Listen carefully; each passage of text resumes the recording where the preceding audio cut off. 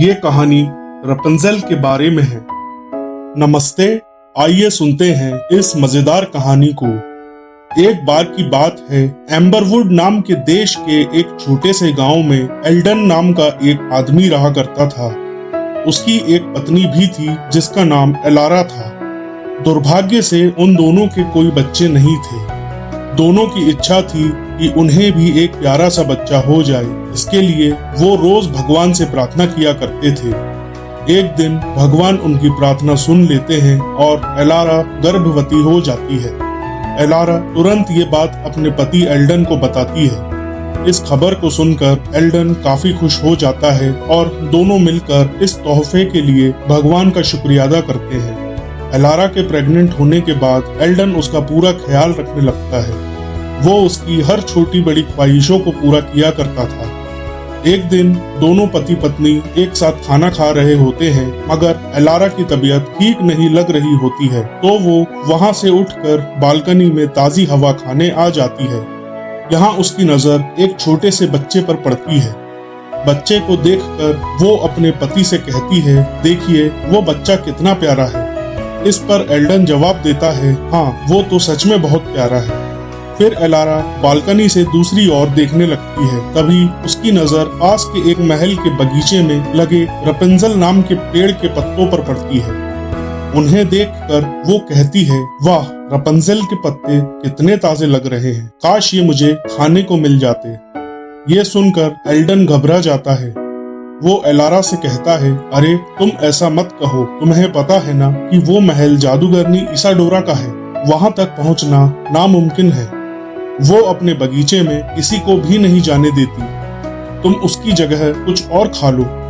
मगर एलारा नहीं मानती है। वो जिद करने लगती है कि उसे रपुंज़ेल के पत्ते ही खाने हैं। पत्नी की जिद के आगे हार के एल्डन जादूगरनी इसाडोरा की हवेली में जाता है और जादूगरनी से रपुंज़ेल के पत्ते मांगने लगता है। इस पर जादूगरनी इसाडोरा एल्डन से कहती है, तुम्हारी हिम्मत कैसे हुई यहाँ तक आने की? तुम्हें कोई पत्ते नहीं मिलेंगे, निकल जाओ यहाँ से। ये सुनकर एल्डन मायूस होकर वहाँ से निकल जाता है। उसी वक्त उसके दिमाग में एक तरकीब आती है।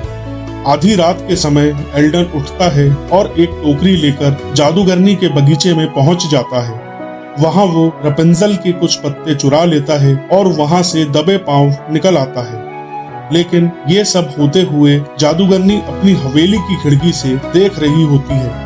अगले दिन जब एल्डन अपनी पत्नी एलारा को रपुंज़ेल के पत्ते खाने के लिए देता है, तो वो बहुत खुश हो जाती है और अपने लिए रपुंज़ेल की सलाद बनाने चली जाती है। जैसे ही एलारा सलाद को खाने बैठती है, तभी वहाँ जादूगरनी इसाडोरा आ जाती है। वो टेबल पर रपुंज़ेल के पत्तों को देखते ही एल्डन पर चिल्लाने लगती है। एल्डन उसकी बातें सुनकर काफी डर जाता है और माफी मांगने लगता है। एल्डन कहता है, मैडम इसाडोरा, मुझे माफ कर दीजिए, मैं मजबूर था। मेरी पत्नी प्रेग्नेंट है और उसे बड़ी इच्छा थी कि वो रपुंज़ेल के पत्तों को खाए। मैंने आपसे पत्ते मांगे थे, लेकिन आपने मेरी एक नहीं सुनी। आखिर में जब मुझे और कोई रास्ता नहीं दिखा, तो मजबूर होकर मुझे उन पत्तों को चुराना पड़ा। एल्डन की बातें सुनकर जादूगरनी इसाडोरा कहती है, तुमने मेरे बगीचे से रपुंज़ेल के पत्ते चुराकर बहुत बड़ी गलती की है।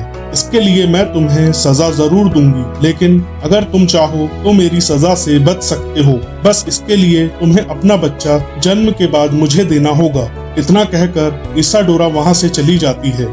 जादूगरनी की बात सुनकर एल्डन और एलारा दोनों काफी डर जाते हैं और वो बच्चे के जन्म के बाद उस शहर को छोड़ने का फैसला कर लेते हैं। कुछ दिनों के बाद एलारा एक प्यारी सी बच्ची को जन्म देती है।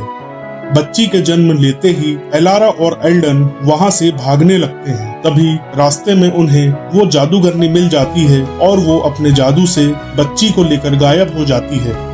इधर एलारा और एल्डन अपने बच्चे को खोकर उसकी याद में हर वक्त रोते रहते हैं। उधर वो जादूगरनी उस बच्ची का काफी प्यार से लालन पोषण करने लगती है। वो बच्ची का नाम ही रपुंज़ेल रख देती है। रपुंज़ेल जैसे जैसे बड़ी होती है, उसके बाल उससे दुगने लंबे होते चले जाते हैं। एक दिन जादूगरनी इसाडोरा रपुंज़ेल के बाल संवार रही होती है, तभी उसके गुरु वहां आ जाते हैं।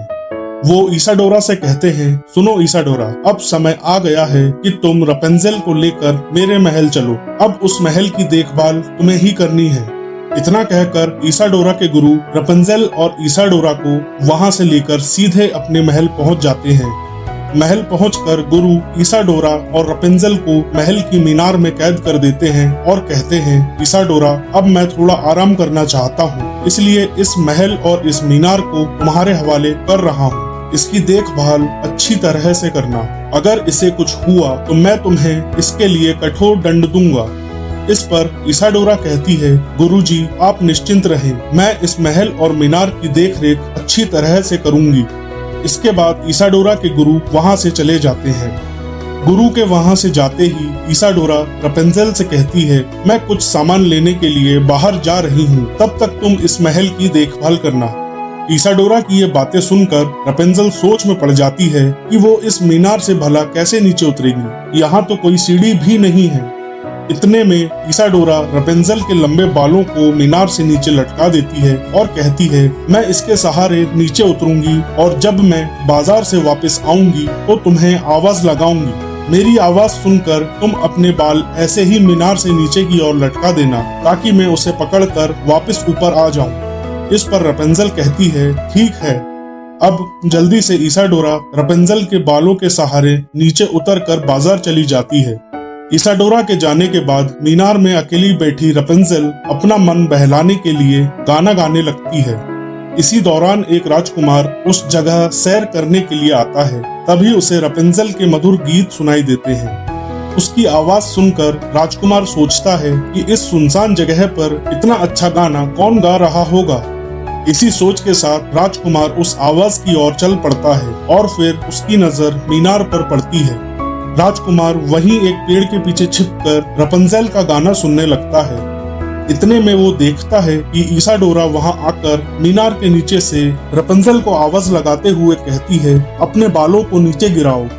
ये सुनकर रपेंजेल तुरंत अपने बालों को नीचे गिरा देती है और इसाडोरा उसके सहारे मीनार के अंदर चली जाती है। राजकुमार ये सब देखकर हैरान रह जाता है। अगले दिन फिर राजकुमार वहां आता है और देखता है कि रपेंजेल के बालों के सहारे इसाडोरा नीचे उतरकर बाजार की ओर जा रही है। जैसे ही इसाडोरा थोड़ी दूर पहुंचती है तो राजकुमार मीनार के पास पहुंचकर आवाज लगाता है, रपेंजेल, रपेंजेल, तुम अपने बालों को नीचे गिराओ। यह सुनकर रपेंजेल अपने बालों को नीचे गिरा देती है और फिर राजकुमार बालों के सहारे मीनार में घुस जाता है। राजकुमार को देखकर रपेंजेल डर जाती है। वो पूछती है, तुम कौन हो? इस पर राजकुमार कहता है, अरे तुम डरो नहीं, मैं कोई चोर नहीं हूँ, मैं यहाँ तुम्हारा गाना सुनने आया हूँ, तुम्हारी आवाज बहुत मीठी है। इस पर रपेंजेल काफी खुश हो जाती है और राजकुमार को गाना सुनाने लगती है। इसी तरह रोज राजकुमार मीनार आने लगता है और देखते ही देखते दोनों को एक दूसरे से प्यार हो जाता है। एक दिन रपेंजेल अपने बारे में राजकुमार को बताती है।